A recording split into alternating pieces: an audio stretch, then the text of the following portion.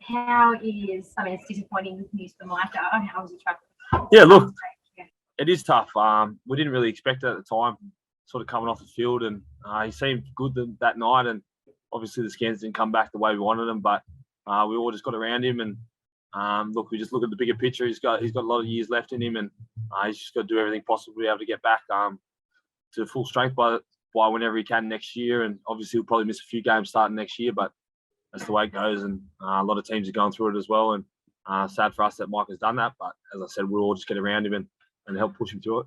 Is he going to hang around? Have surgery up here? I'm not too sure, to be honest. I think they're still discussing the sort of process of what he needs to do. I think he did his medial as well or something like that. And they'll probably have to wait for that or something along those lines. And that's up to the physio staff and the performance staff to talk to him about. Just how hungry a different Virgo is, given he missed a bit through injury, and then earlier on when he was dropped, he must be desperate to get back out there and play some football. Yeah, he's looking good. It's come at the right time. He's looking healthy. He's looking fit. We need Virgo this time of year. He's been there. He's done that. And those tough carries that he does have, and he's an extra front rower out there. And we need him to be at his best when we verse the bigger teams, and comes no bigger this week. Do you think, I know what's changed since round 2, but knowing that you've beaten Melbourne, like how much does that help that you've done it?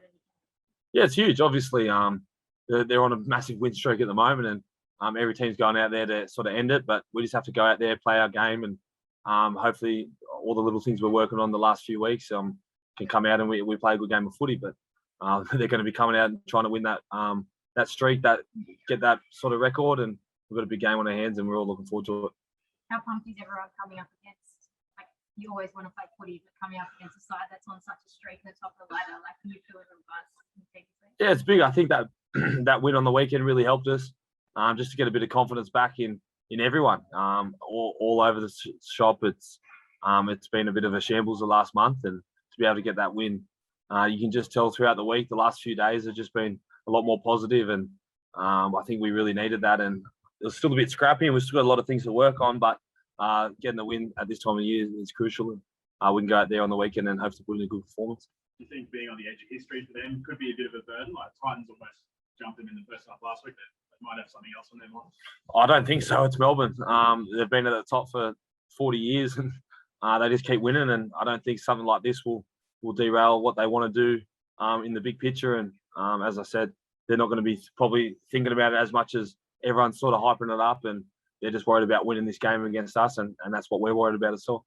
I don't know if you saw that Brett Kenny's applied to be assistant coach next year. Would you back Brett to be on the coaching staff? Yeah, look, I haven't heard that from anyone until now, but obviously he's a great at the club and did it all as a player. And I think if he wanted to get a role within the club, I'm sure they'll look at it. And look, me and Bert been mates for a while now since I come in here, and all he's done is try and help us. And if he wanted to get on, I'm sure they'll have a look at it.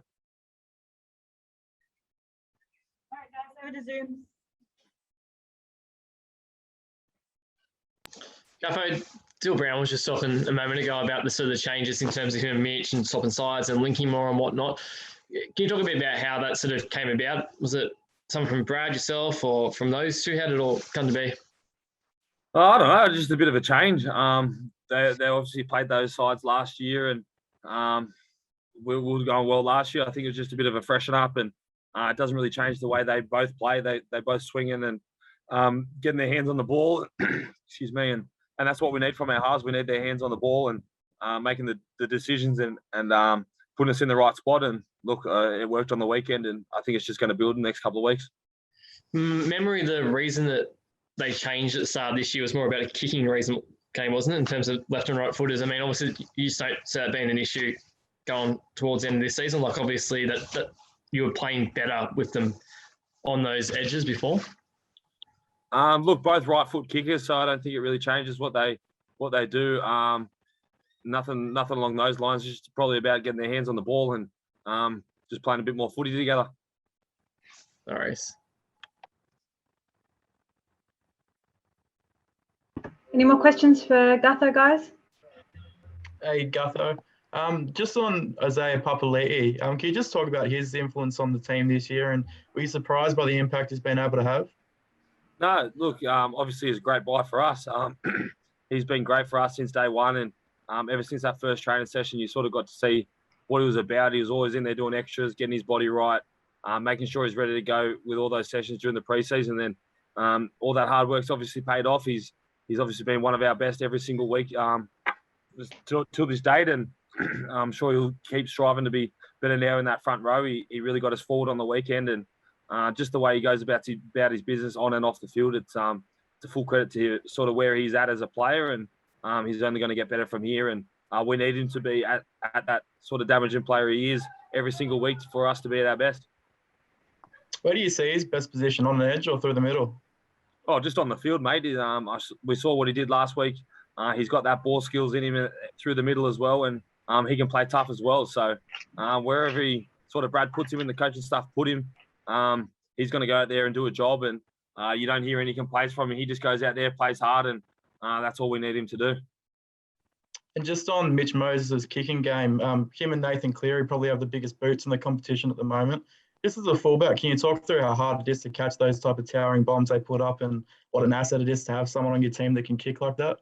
Yeah, it's huge. Obviously, we're lucky enough to have Mitchie, and as you said, he's got one of, if not the best kicking game in the comp, and we rely on that so heavily. As all teams do, their halves to kick well, and as you said, Nate, just as much he chucks these new floaters up that are extremely hard to catch. But look, as fullback and wingers, you got to catch them, and that's all you got to worry about. But yeah, they're inventing the sort of kicking game again, and they're doing it great.